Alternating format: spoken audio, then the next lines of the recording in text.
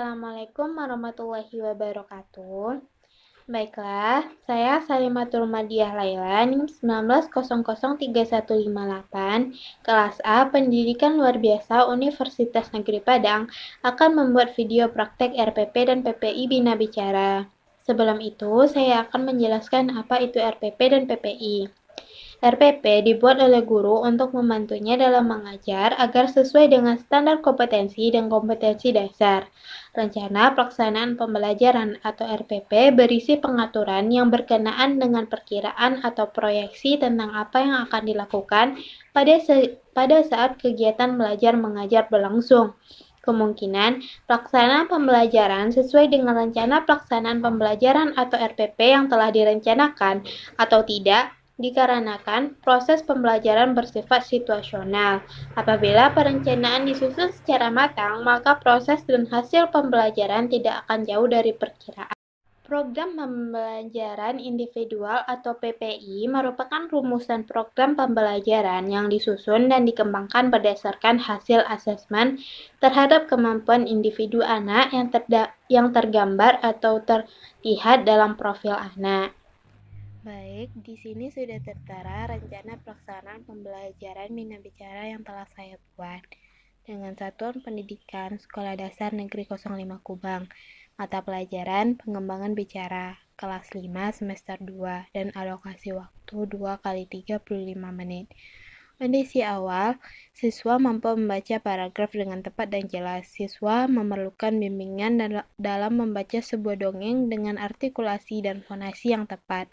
Yang terakhir, siswa memiliki kesiapan untuk melaksanakan pembelajaran pengembangan bicara ditunjukkan dengan kemampuan siswa dalam membaca paragraf sederhana dengan artikulasi dan fonasi yang tepat.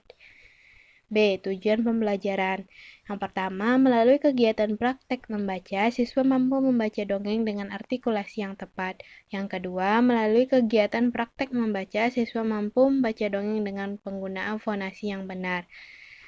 Kompetensi dasar atau KD, siswa mampu membaca suatu bacaan dengan baik dan tepat serta dapat memperoleh pengetahuan baru dari apa yang telah dibaca dalam kehidupan sehari-hari. Indikator pencapaian pembelajaran, yang pertama, membaca dengan artikulasi yang benar, yang kedua, membaca dengan penggunaan fonasi yang benar. Materi pembelajaran, membaca sebuah dongeng dengan artikulasi dan fonasi yang benar. Pendekatan, strategi, modal, dan metode pembelajaran, yaitu pendekatan pembelajaran aktif, strategi kelompok, modal pembelajaran langsung, dan metode praktek. Media, alat, dan sumber belajar, yaitu media, teks dongeng, alat, laptop, sumber belajar dari internet. Langkah kegiatan pembelajaran, yang pertama itu ada pendahuluan. Guru mengkondisikan siswa melakukan pembelajaran. Yang kedua, guru membuka pelajaran dengan salam. Yang ketiga, guru menanyakan kabar siswa dengan melakukan percakapan sederhana. Kegiatan inti, guru memberikan sebuah teks dongeng kepada anak, siswa menyimak teks dongeng yang dibacakan oleh guru memberikan instruksi kepada siswa untuk mengulangi bacaan dari guru, siswa membaca ulang kembali dongengnya dengan arahan guru, siswa mulai membaca mandiri dengan artikulasi dan fonasi yang benar. Yang terakhir, siswa mendapatkan reward dari keberhasilannya. Kegiatan penutup berisi siswa bersama guru merefleksi kegiatan membaca yang telah dilakukan. Guru memberikan pujian kepada siswa atas keberhasilan anak. Dan yang terakhir, guru menutup pembelajaran dengan salam. Penilaian indikatornya ada 2, yaitu membaca dongeng dengan artikulasi yang benar dan membaca dongeng dengan fonasi yang tepat. Tekniknya adalah praktek, bentuk penilaian adalah penilaian proses, dan instrumennya yaitu lembar penilaian. Nah, selanjutnya di sini saya melampirkan lampiran 1 yang berisi tentang teks dongeng yang akan dijadikan media pembelajaran dalam RPP.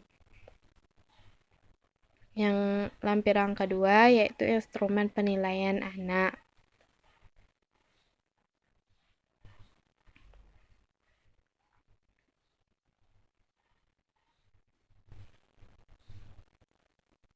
Selanjutnya di sini ada PPI atau program pembelajaran individual yang telah saya buat. Di sini tertera nama anak, yaitu Azizul Hakim, kelas 5, semester 2, jenis kelamin laki-laki, dan sekolah SDN 05 Kubang. Keadaan anak saat ini, anak belum mampu membacakan paragraf. Tujuan dari PPI ini adalah tujuan umumnya anak mampu membacakan paragraf dan tujuan khusus anak mampu membacakan paragraf deskripsi, media pembelajaran, gambar, dan laptop. Langkah-langkah kegiatan pembelajaran yaitu kegiatan pendahuluan. Yang pertama, guru mengkondisikan peserta didik ke dalam situasi belajar dengan mengatur tempat duduk. Guru membuka pelajaran dengan mengucapkan salam dan berdoa bersama. Guru mengadakan percakapan kecil dengan menanyakan kabar peserta didik. Guru menanyakan materi pembelajaran sebelumnya. Guru menyampaikan tujuan pembelajaran materi ini yaitu membacakan paragraf deskripsi. Kegiatan inti berisi guru menanyakan gambar dan tulisan tentang paragraf melalui laptop.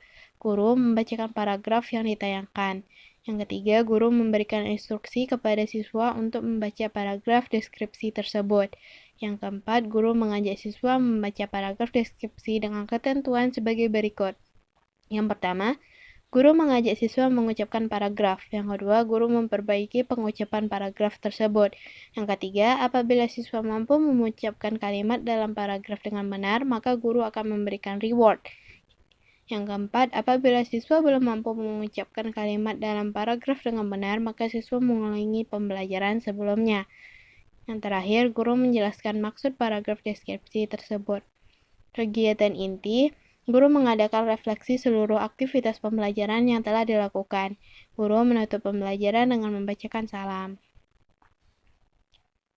Di sini juga tertera lampiran pertama, yaitu instrumen penilaian.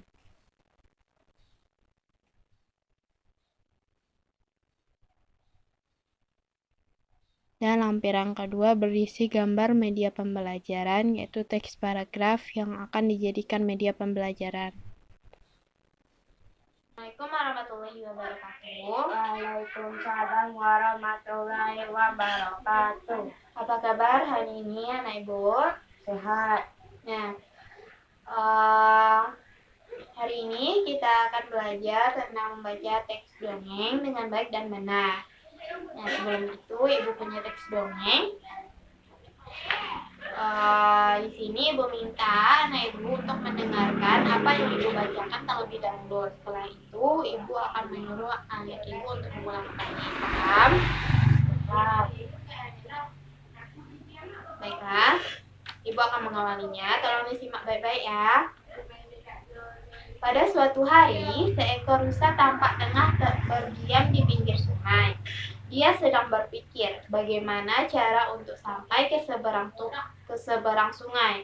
Menurut kabar, di seberang sungai terdapat banyak sekali makanan, sedangkan di hutan tempat rusa tinggal, makanan telah habis. Rusa sangat ingin menyeberang, tapi tubuhnya kecil. Jika ia tetap menyeberang dengan berenang, bisa-bisa dirinya malah tenggelam. Tiba-tiba dari arah belakang muncul kerbau yang berlari sangat kencang.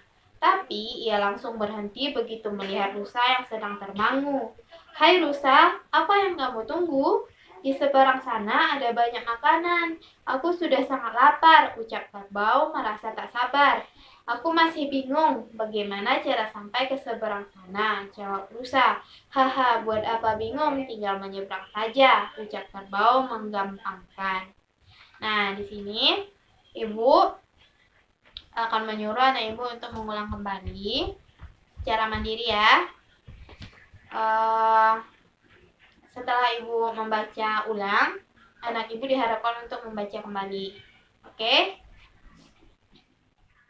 Pada suatu hari, seekor rusa tampak tengah berdiam di pinggir sungai.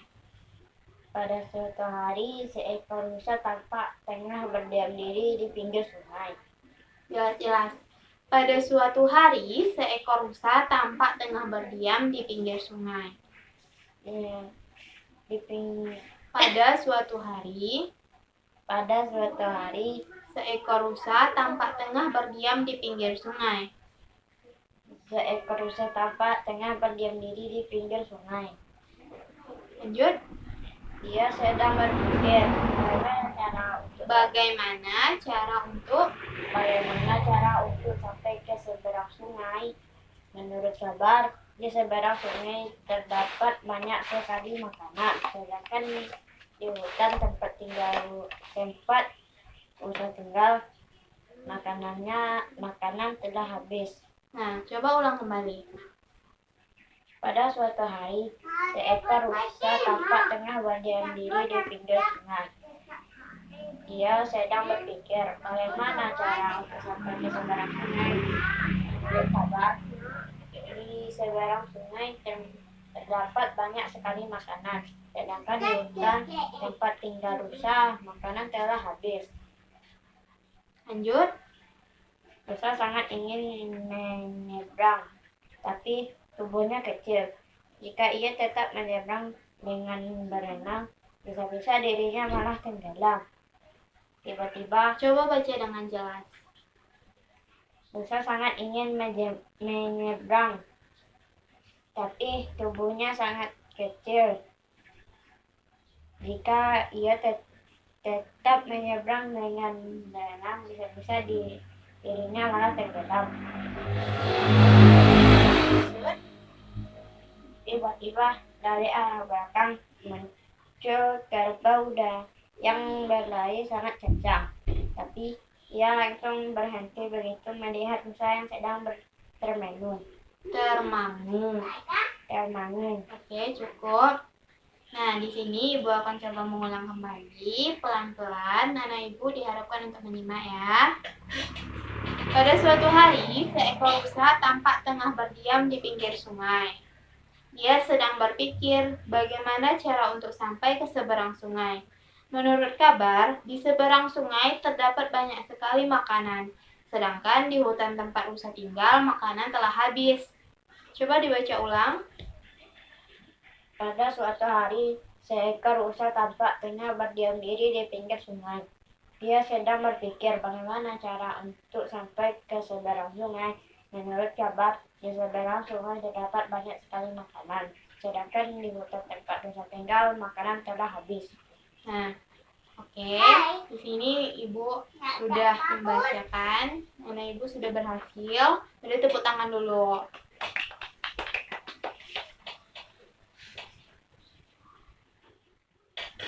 Nah, di sini untuk yang teks berikutnya Ibu akan membaca saja. Ibu akan membaca. Di sini diharapkan anak Ibu untuk menyimak ya.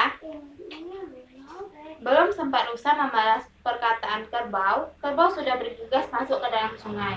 Rupanya, kerbau sudah sangat kelaparan. Ia pun berpikir, tubuhnya yang besar tidak akan membuatnya tenggelam. Namun, apa yang terjadi? Hap! Tiba-tiba buaya muncul dan langsung menerkam kerbau. Kerbau pun tak bisa menghindar. Sebenarnya buaya mengincar rusa, tapi rusa tak kunjung menyeberang. Beruntung, ada kerbau yang tidak sabar dan terburu-buru menyeberang. Rusa pun berlari ketakutan.